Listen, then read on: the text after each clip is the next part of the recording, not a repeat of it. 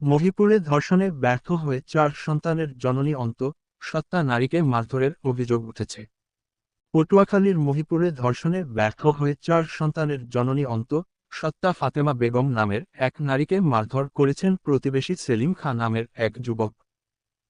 এ সময়ে ওই নারীকে পিটিয়ে শরীরের বিভিন্ন স্থান সহ ডান চোখ মারাত্মক জখম করা হয়।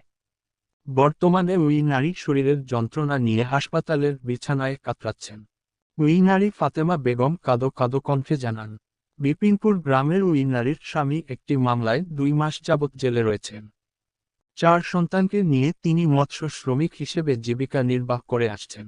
তার স্বামী জেলে যাওয়ার পর থেকেই সেলিম খান ওই নারীকে কুপ্রস্তাব দিয়ে আসছিল।